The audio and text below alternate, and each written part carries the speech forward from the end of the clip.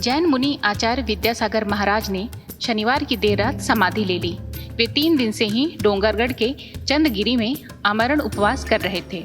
इससे पहले उन्होंने 6 फरवरी को मुनि योग सागर महाराज से चर्चा करने के बाद आचार्य पद का त्याग कर दिया था। साथ ही मुनि समय सागर महाराज को ही अपना उत्तराधिकारी भी घोषित कर दिया था। रविवार को चंदगिरी में डोला निकालने के बाद जैन रीति रिवाजों से महाराज का अंतिम संस्कार किया गया। आचार्य के निधन के बाद प्रधानमंत्री नरेंद्र मोदी सहित देश के तमाम बड़े नेताओं ने शोक प्रकट किया। बीजेपी के राष्ट्रीय अधिवेशन में भी आचार्य को श्रद्धांजलि दी गई। पीएम मोदी ने शोक प्रकट करते हुए कहा कि वे उनके लिए निजी हानि है। पूज्य विद्यासागर जी महाराज को श्रद्धा पूर्वक, आदर पूर्वक नमन करते हुए श्रद्धांजलि देता। उनके संलेखन समाधिस्थ होने की सूचना मिलने के बाद उनके अनुयायी शोक में हैं, हम सभी शोक में हैं। और मेरे लिए तो यह एक व्यक्तिगत क्षति जैसा है। कौन थे आचार्य विद्यासागर महाराज?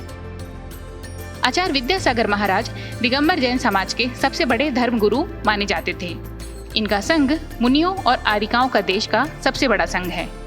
इसमें 300 से ज्यादा मुनि और आरिकाएं हैं। ये देश में सबसे ज्यादा मुनियों को दीक्षा देने वाले आचार्य हैं। आचार्य विद्यासागर महाराज का जन्म 10 अक्टूबर 1946 को शरद पूर्णिमा के दिन कर्नाटक के बेलगांव जिले में हुआ था। उन्हें आचार्य ज्ञान सागर महाराज ने 22 नवंबर 1972 को राजस्थान के अजमेर में आचार्य पद की दीक्षा दी थी। महाराज तभी से कड़े नियमों का पालन कर जीवन जी रहे थे। आचार्य विद्यासागर महाराज की मान्यता का अंदाजा आप इसी बात से लगा सकते हैं कि पिछले साल 5 नवंबर को ही पीएम मोदी ने डोंगरगढ़ पहुंचकर मुनिश्री का आशीर्वाद लिया था। जीवन भर किया कड़े नियमों का पालन।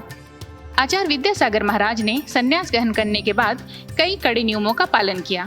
सीमित भोजन के नियम का पालन करते हुए हमेशा सीमित मात्रा में ही भोजन और जल ग्रहण किया। दूध, दही, चीनी, नमक, सूखे मेवे, हरी सब्जी और फलों का कभी सेवन नहीं किया। जीवन भर बिना किसी चादर, गद्दे या तकिए के सिर्फ लकड़ी के तख्त पर एक ही करवट के साथ सोए। हमेशा शहर से दूर खुले मैदानों में, नदी के किनारे या पहाड़ों पर ही अपनी साधना की।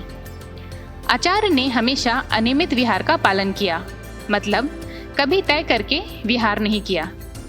जैन समाज के आर्थिक रूप से इतना मजबूत होने के बाद भी आचार्य ने कभी किसी से कोई पैसा नहीं लिया, न ही कोई बैंक अकाउंट खुलवाया।